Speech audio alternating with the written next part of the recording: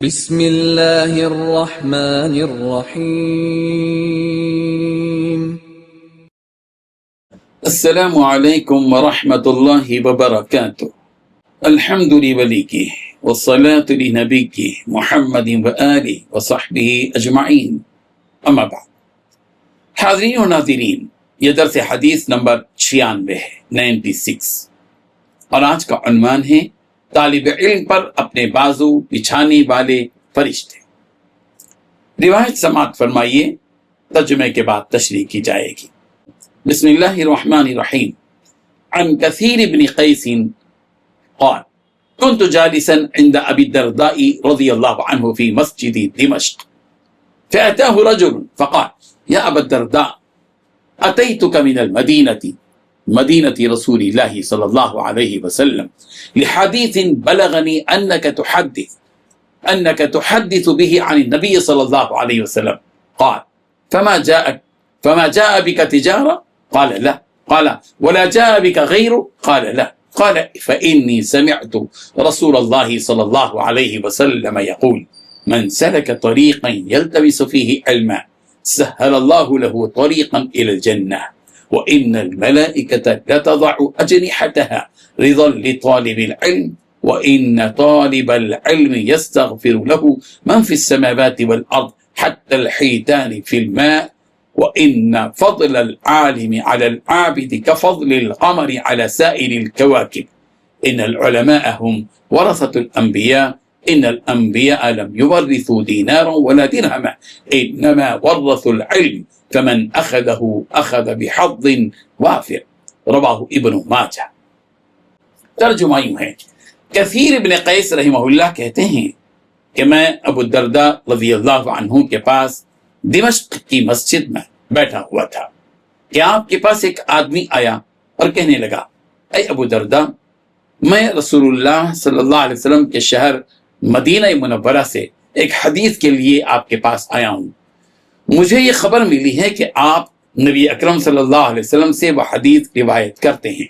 حضرت ابو درداء رضی اللہ عنہ نے پوچھا، آپ کی آمد کا سبب تجارت تو نہیں؟ اس آدمی نے کہا نہیں۔ کہا کوئی اور مقصد تو نہیں؟ اس آدمی نے کہا نہیں۔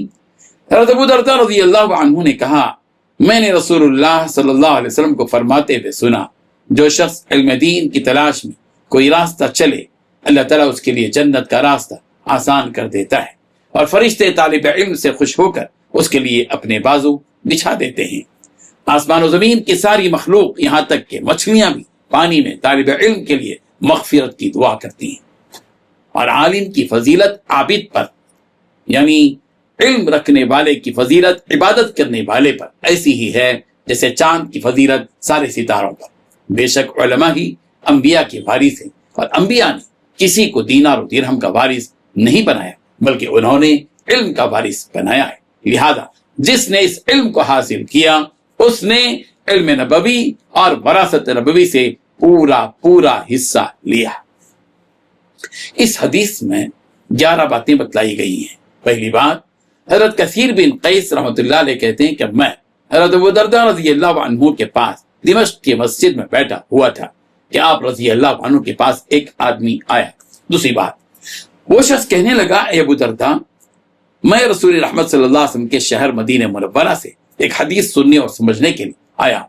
تیسری بات، مجھے یہ خبر ملی ہے کہ رسول رحمت صلی اللہ علیہ وسلم سے وہ حدیث آپ روایت فرماتے ہیں۔ چوتھی بات، حضرت ابو درداء رضی اللہ عنہ نے اس آدمی سے پوچھا کہ تمہارے آنے کا سبب تجارت تو نہیں؟ اس آدمی نے کہا کہ نہیں۔ پھر پوچھا کوئی اور مقصد تو نہیں؟ اس آدمی نے کہا نہیں۔ پانچویں بات، حضرت ابو درداء رضی اللہ عنہ نے کہا کہ میں نے رسول رحمت صلی اللہ علیہ وسلم کو فرماتے سنا، جو شخص علم دین کی تلاش میں کوئی راستہ چلے، اللہ تعالیٰ اس کے لیے جنت کا راستہ آسان کر دیتا ہے۔ چھٹویں بات، فرشتے طالب علم سے خوش ہو کر اپنے بازو بچھا دیتے ہیں۔ ساتویں بات، آسمان و زمین کے ساری مخلوق یہاں تک کہ مچھلیاں بھی پانی میں طالب علم کے لیے مغفرت کی دعا کرتی ہیں۔ آٹھویں بات، عالم کی فضیلت عابد یعنی عبادت کرنے والے پر ایسی ہی ہے جیسے چاند کی فضیلت سارے ستاروں پر۔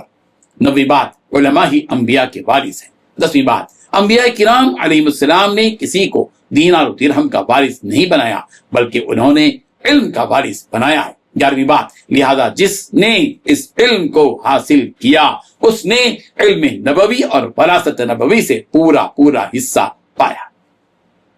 بزرگان محترم، یہاں یہ بات قابل غور اور سبق آموز ہے کہ حضرت ابو درداء رضی اللہ عنہ سے صرف ایک حدیث سننے کے لیے ایک آدمی مدینہ منورہ سے دمشق تک کا سفر کر رہا ہے، اور ان کی غرض نہ تجارت ہے اور نہ ہی کوئی اور مفاد، صرف اور صرف ایک حدیث سننے کے لیے مدینہ منورہ سے دمشق تک کا سفر کیا، جبکہ مدینہ منورہ سے دمشق کی مسافت 620 میل یعنی تقریباً 1000 کلومیٹر ہے۔ اس واقعے سے حصول علم کی اہمیت کا اندازہ ہوتا ہے۔ ہم نے یہ حدیث یہاں اس لیے ذکر کی ہے کہ ہم مسلسل وہ احادیث آپ کے سامنے پیش کرتے آ رہے ہیں جن احادیث میں فرشتوں کا تذکرہ ہے، چونکہ اس حدیث میں طالب علم پر اپنے بازو بچھا دینے والے فرشتوں کا ذکر ہے، اس لیے یہ حدیث ہم نے یہاں ذکر کی ہے۔ اب سوال یہ ہے کہ فرشتوں کی اپنے پروں کے بچھانے سے مراد کیا ہے؟ اس سلسلے میں محدثین نے چند اہم باتیں بتلائی ہیں۔ پہلی بات یہ کہ حقیقت میں فرشتے طالب علم کے اعزاز میں اپنے پروں کو بچھا دیتے ہیں۔ دوسری بات یہ ہے کہ فرشتے اڑنے کے اپنے عمل سے رک جاتے ہیں اور زمین پر اتر کر علم کی اس مجلس میں شریک ہو جاتے ہیں۔ تیسری بات یہ ہے کہ فرشتے طالب علم کی عزت کرتے ہیں اور طالب علم کی عظمت میں اپنے پیروں کو جھکا دیتے ہیں۔ یوں محسوس ہوتا ہے کہ گویا طالب علم کے لیے فرشتے اللہ تعالیٰ کی طرف سے سلامی دے رہے ہیں، جیسے فوجی کسی شاہی مہمان کو سلامی دیتے ہیں۔ فرشتے ان طلباء کے لیے جو کہ مہمان رسول ہیں اپنے پیروں کو جھکا اور بچھا کر سلامتی پیش کرتے ہیں۔